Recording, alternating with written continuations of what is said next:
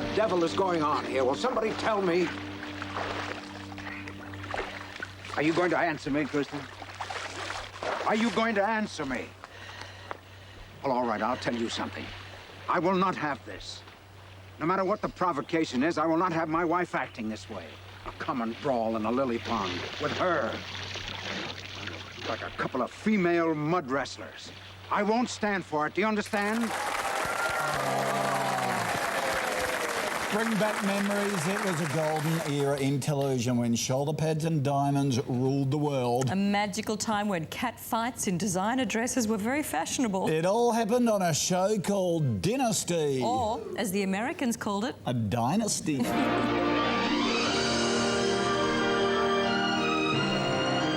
Greed, glamour, power. Your job is to dig where I tell you to dig. Big bank accounts and even bigger hair. That's how they did it in the 80s. And if you wanted to watch squillionaires wrestling in a money pit, you watched Dynasty. It revolved around rival families, the Carringtons and the Colbys. You disgust me, you really do. John Forsyth was Blake Carrington, an oil tycoon, married to his beautiful secretary Crystal, played by Linda Evans. Crystal thought she'd made good, but she hadn't counted on the ex-wife from hell, Alexis Carrington. I'm talking about a woman who has done everything in her power to alienate my daughter from me, namely you. Joan Collins made Alexis one of TV's great villains. I happened to overhear what your dear daughter was saying about her dear mother. I wonder how she'd feel if I ever told her the truth. Her ongoing battles with Crystal helped turn Dynasty into a hit and gave Linda Evans a chance to make her mark. When I read the script, I loved it. I mean, I just loved the characters, and I thought, I think this could be so wonderful. The characters were one thing on Dynasty. What they wore was the other half of the story. Every week, Linda Evans looked like she'd walk straight off a Hollywood red carpet. It was every woman's dream to just be able to say, I can wear anything in the world that I want. Let's see, what do I want to wear? You know, it was magical. Linda's first break in TV was slightly less fancy. She was Audra in the 60s Western drama, The Big Valley. Acting alongside Hollywood legend Barbara Stanwyck, Linda quickly learned how to deal with the rough stuff. Well, firstly, Barbara Stanwyck loved to do stunts. And because she loved to do stunts and is one of the few actresses that loved to do stunts, they would ask me if I would do them with her. So she taught me in the years that we did Big Valley how to do stunts, the burning house, the runaway carriage. We would do all of those things. 15 years later, more stunt work. Miserable bitch. This time, slapping it out with Joan Collins in one of TV's most famous catfights.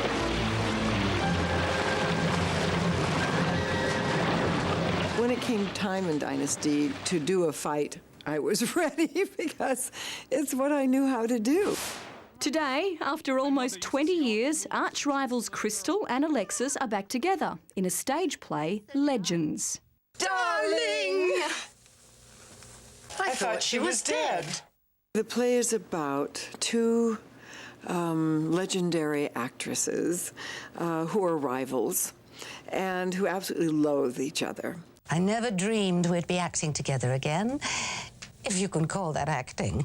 I've always enjoyed her work, ever since I was a little girl. Linda is 64 now, and while she's still seen as one of America's most beautiful women, she's happy the Dynasty glamour days are behind her.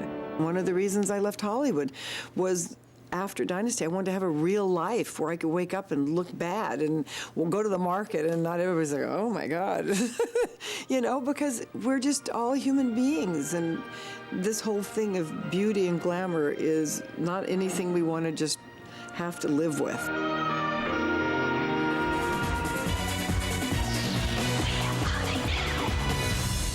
We'll be back with the survivors of the Canberra firestorm.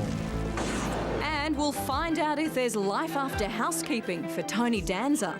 Oh my God, she's bleeding all over again. Convert to open. What the hell happened? She lost a lot of blood. And the baby? Grey's Anatomy and private practice Fix this. will merge in a very special event. I If you're serious, I might say yes. All new Grace and Practice. Tonight from 8:30 on 7.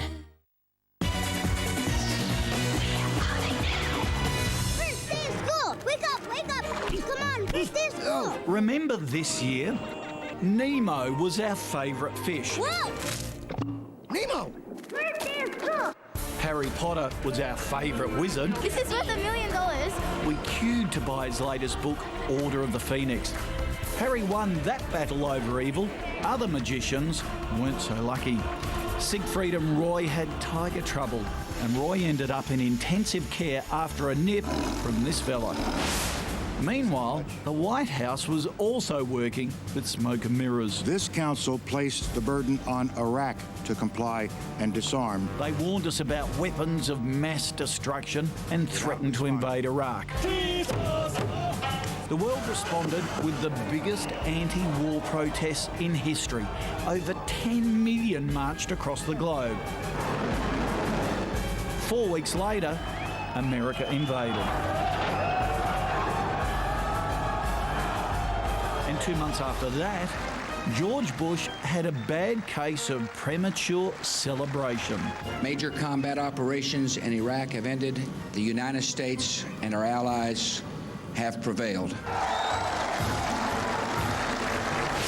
The new disease SARS caused a panic, and there was drama in space as the shuttle Columbia broke up on re-entry, killing 7 astronauts. Thank God we had the celebs to keep our minds off it all. The cops ripped the doona off Michael Jackson's sleepovers, arresting him on charges of child molestation. Metrosexuals were prancing all over the shop. Suddenly, otherwise normal blokes were wearing moisturiser and faux hawks. Beckham, Thorpe, you've got a lot to answer for. Real men still played footy. Men like Johnny Wilkinson. For Johnny. Has he done it? That extra time kick gave the Poms the Rugby World Cup. Wow, that is a huge hit. That is absolutely enormous. At least we had the Cricket World Cup. And Makybe Diva won her first Melbourne Cup. What's the meaning of this? Oh, it's okay. He's my brother. I'm taking him to the cycle ward. Thinks he's a horse. We lost a few legends. Comedian Bob Hope at 100. I love to have a beer with Duncan. Then country singer Slim Dusty at 76.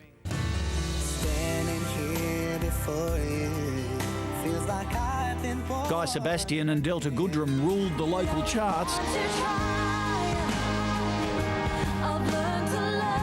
Then we were shocked to find out Delta had cancer. Oh, I'm so lucky to have so much support. Everyone's just so lovely, and it's really special. I was born to try.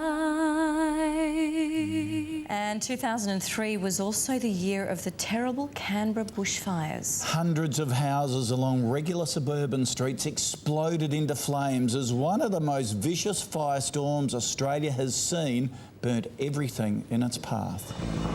Bushland had been burning outside Canberra for a few days, but the fires didn't seem like a threat. Then after lunch, on Saturday, January 18, everything changed. A fierce hot wind whipped the flames into an unstoppable firestorm. Residents had little warning, struggling to save their homes with garden hoses, buckets and spades.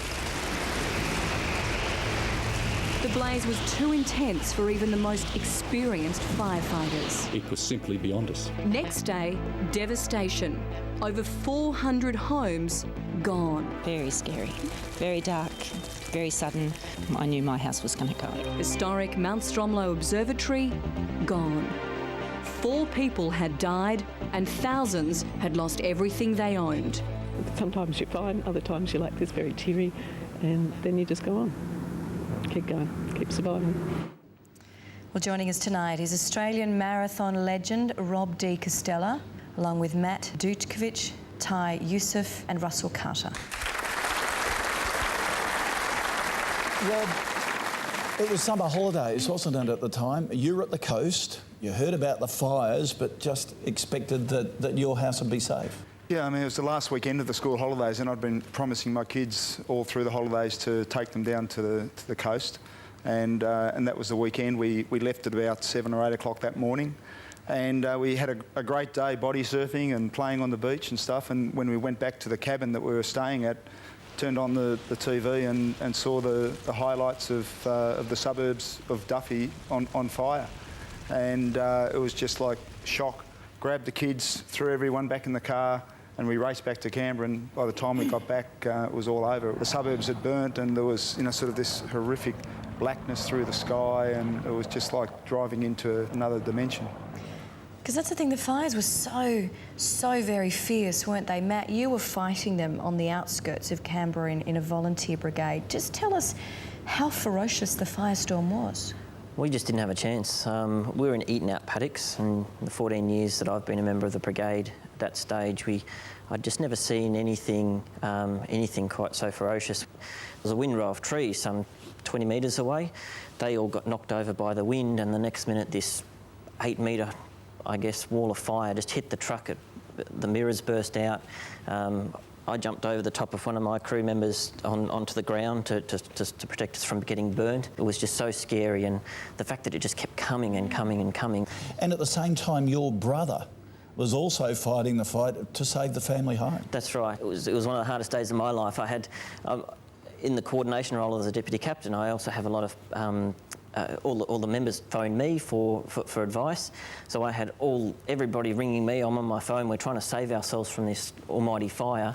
And then my brother's on the phone screaming at me saying, the house has started on fire. All I wanted to do was get back and help, but I was trying to save myself. For the first time, there was just nowhere to send that information. Russell, like Rob, you were away at the time. You were in the Blue Mountains when you heard all about it. Yeah, that's right. Similar story to Rob. I promised my son and Donna that we'd go up there for the day, for the weekend actually, and have a bit of fun. And we left Saturday probably about 9 o'clock. And Ty was doing the afternoon shift, and he rang me probably about 2 o'clock and said, I think I'm going to have to close the service station. I said, why, what's wrong? And he said, I can't hardly see the Bowsers for the smoke.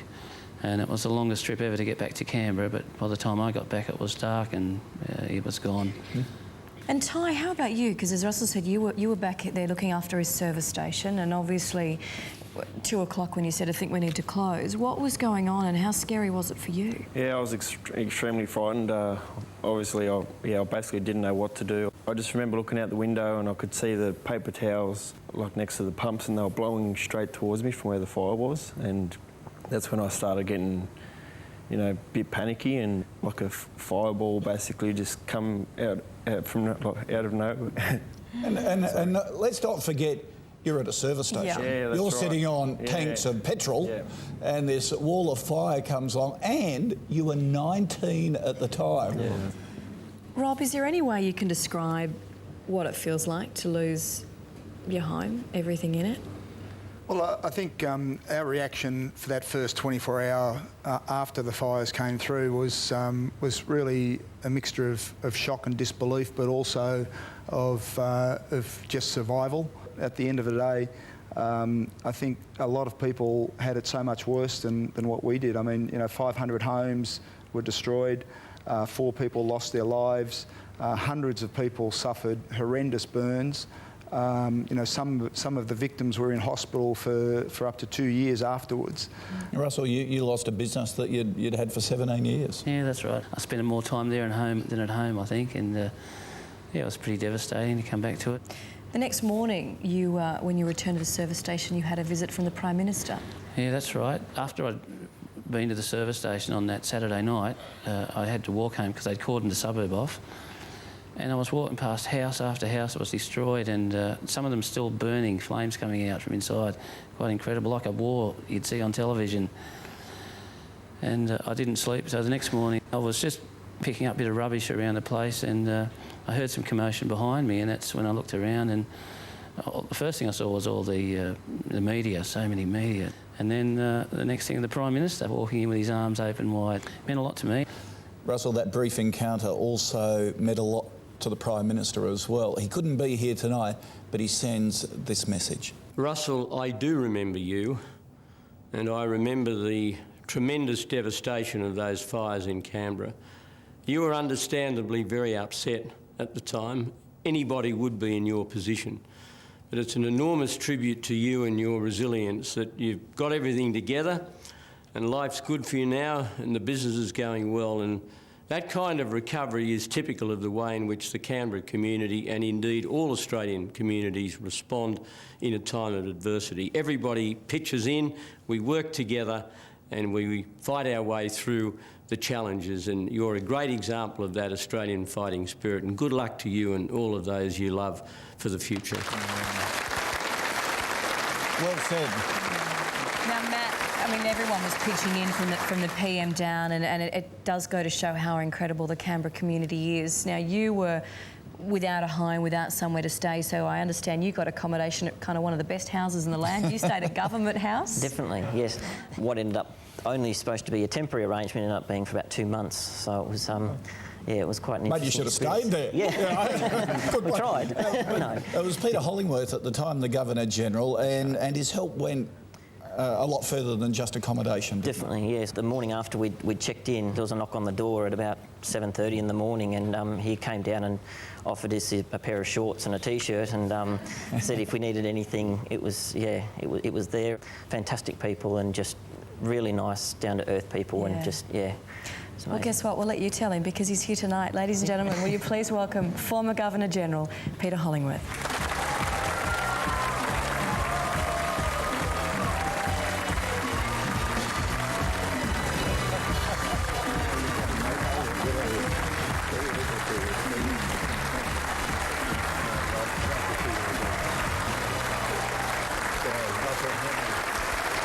Good to see you. Have a seat on the couch. Now, Peter, tell us, what are your memories of Matt, and did the shorts fit? One of my memories, well, we were down in Melbourne having a holiday with the family, turned on the telly on the Saturday night, and I said to Anne, we've got to get back as quickly as we can. And we got back and, well, it was, you described it as bomb site, and that's how it was. It was just the most awful thing I'd ever seen. I remember we were walking along your street, and suddenly you pulled up with your kids and your wife, and we had a chat, and you said to me, it's only a house. We've got ourselves and we can rebuild. And you said it again. Absolutely. Yeah.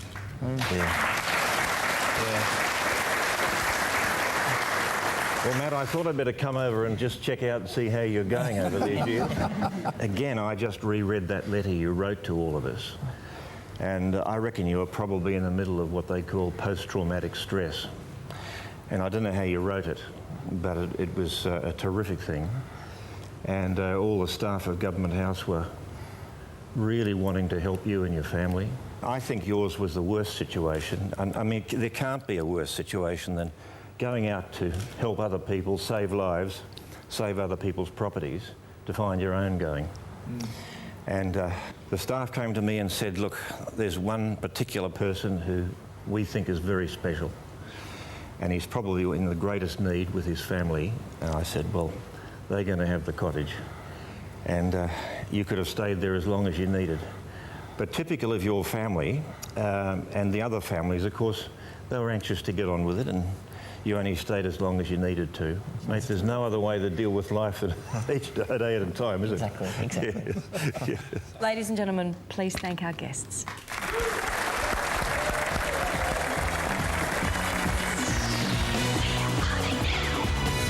Coming up, we've found the pilot who was hijacked at gunpoint and forced into a daring prison escape. And who's the boss these days? I'm your happy hooch man, will it be?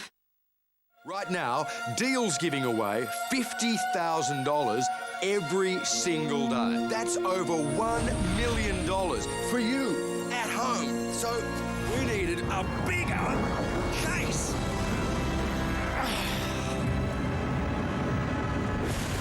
So many chances to win at home. And it's easy. Just watch Deal. You've got to be part of this. It's big. It's $1 Million March. And it's only on Deal or No Deal. Do you really have to compromise taste for good value? Let's put it to the test with a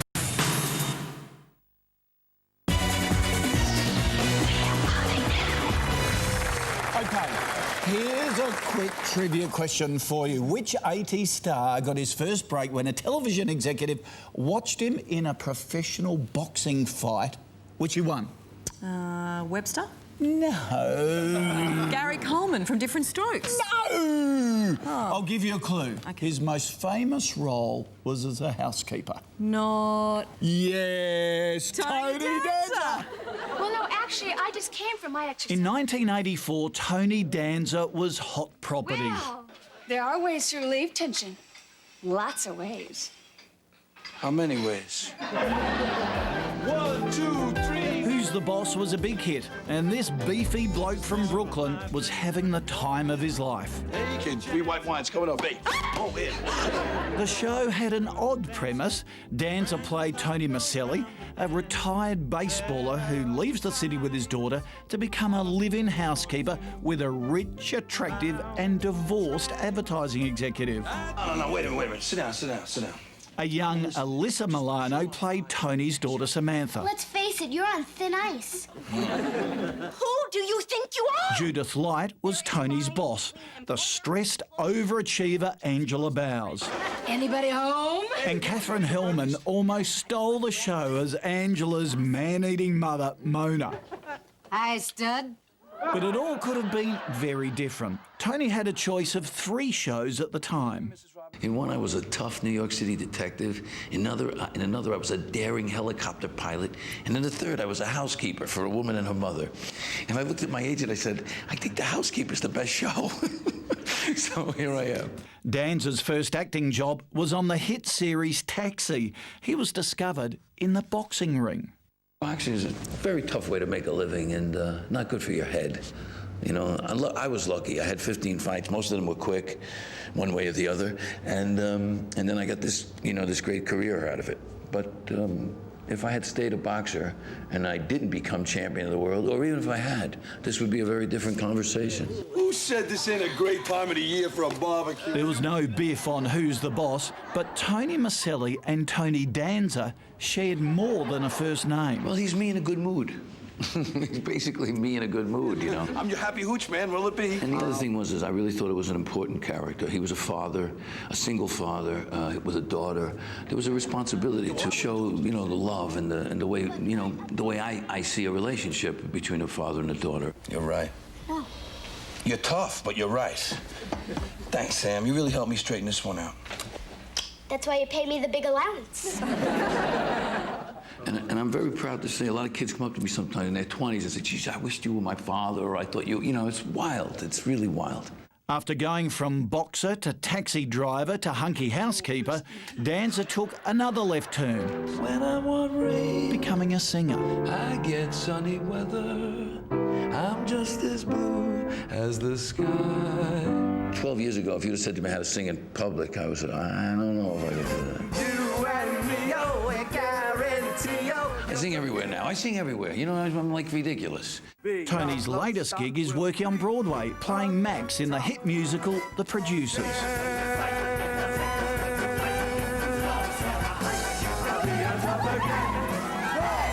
This is weird for a white guy to say, but have you noticed he's talking a lot less black lately? He also had a role in the Oscar-winning film Crash. Is there a problem, Cap?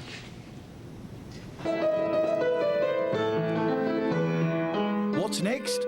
It might be something Hawaiian. My new thing is my ukulele. I wish I had brought it. And I play and sing with the ukulele. It's fabulous. Up next, this high-flying prison break amazed us all. Where is the pilot now? Are you ready for this? 7:30 and 10:30 on 7-2.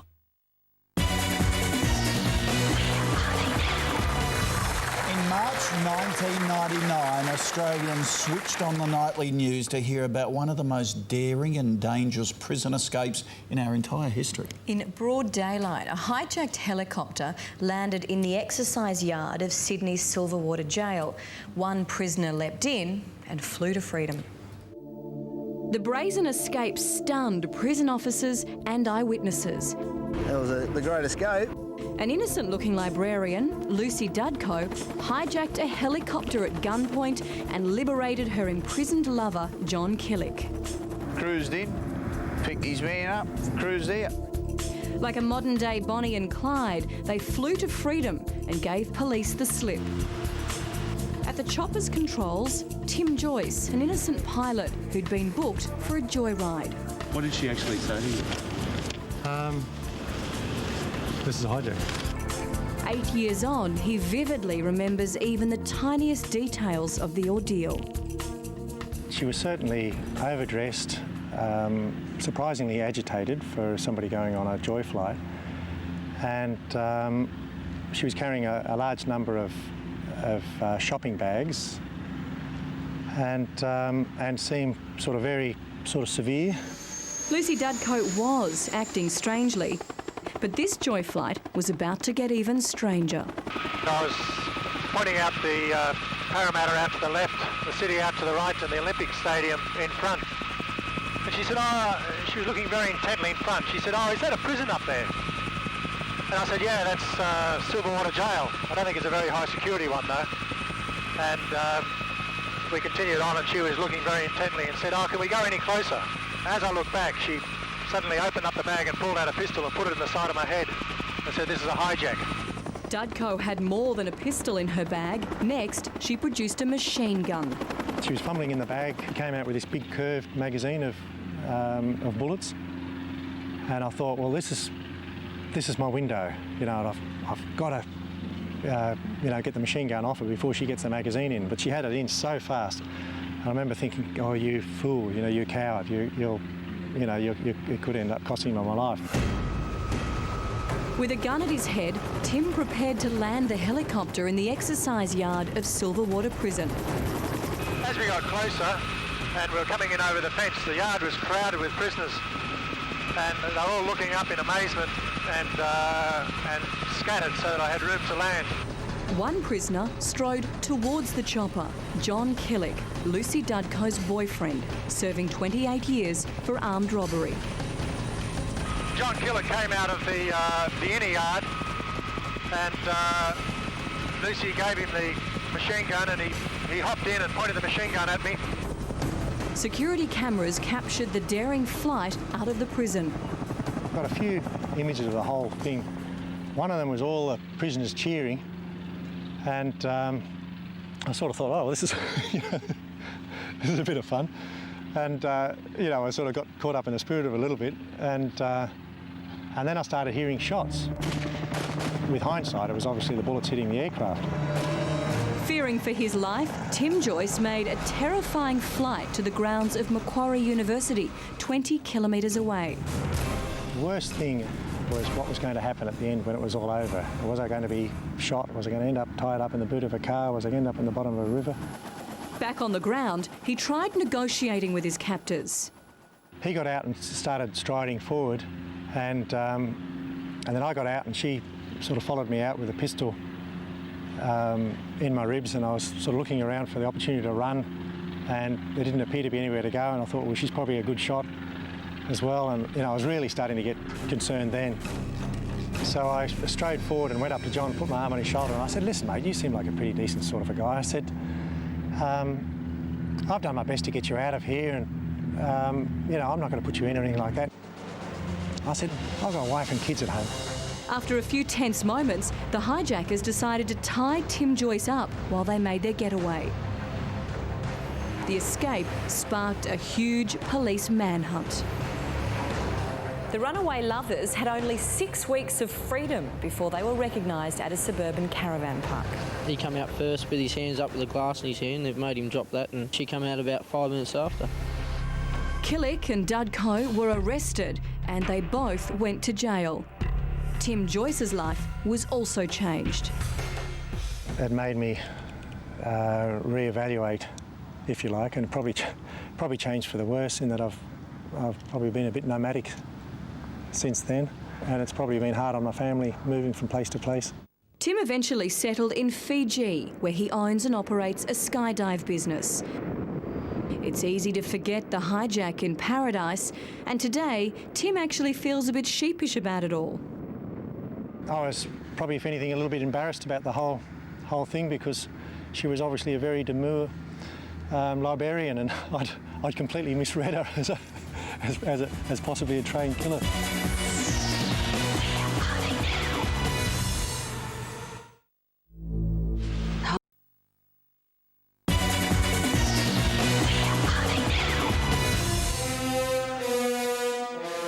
You're not the drama teacher, are you? Maybe I'm the big bad wolf. So what are you doing here, then? Well, I came to meet you. I always thought that for such a lovely river, the name was mystifying. Cape Fear.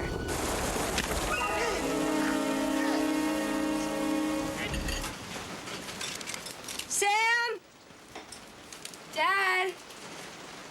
Sam! The Koch family houseboat holiday was well and truly cancelled after that film, let me tell you. We just went camping.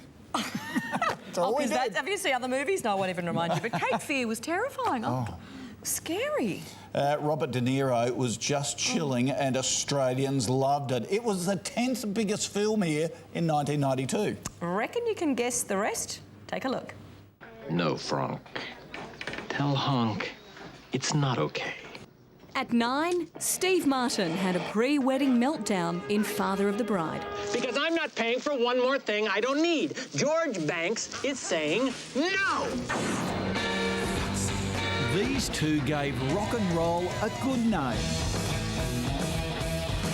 Wayne's World taught us a few new catchphrases. We're not worthy. Swing. Excellent. Party on, Garth. And introduced us to Mike Myers. Look at me. I'm a nun. I'm a penguin. Whoopi Goldberg was always getting up to mischief. People wish to kill you. This time she was hiding from the mob with a bunch of nuns. Sister Act came in at number 7 for 92. Batman movies were big. You don't really think you'll win, do you? And Batman Returns was all about Michelle Pfeiffer's racy catsuit. I am Catwoman. Hear me roar. But Michael Keaton as Batman, it just didn't work. Would you look at that? They were doing animated films the old-fashioned way back then. The Disney classic Beauty and the Beast was a family favourite. Beauty and the Beast. No, 2 Lethal Weapon movies wasn't enough. Not even Mel's dumb hair or his goofy lines could keep us away from this one. That's not what I'm thinking. What, do you think maybe the red? No. You can't beat a classic fairy tale like Peter Pan. Especially when Steven Spielberg is directing. Hook was a hit, the 3rd biggest film of the year. Who is that, Captain? I was expecting you. At number 2, Basic Instinct. Sharon Stone in one of the most famous scenes in movie history. It's nice. Michael Douglas got a little too close to the action. But what happened with that ice pick? Oh, the old ice pick under the bed trick. You should always check. Always check. Now, the number 1 film in Australia for 1992 was a homegrown hit and one we still love today. Remember Tina Sparkle? Sonia Kruger from Dancing with the Stars? We love Sonia. Well, she was Tina Sparkle. Scott Hastings and the Pan-Pacific Grand Prix Dance Championships. It is Strictly Ballroom. We'll see you next time on Where Are They Now? You've a light in you, boy. Let it shine.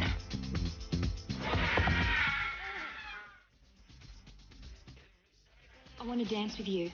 What? I can't bear it. Where did that come from? Oh, isn't Tina beautiful? I could never do that. I'm dancing with Fran. Show me your paso doble.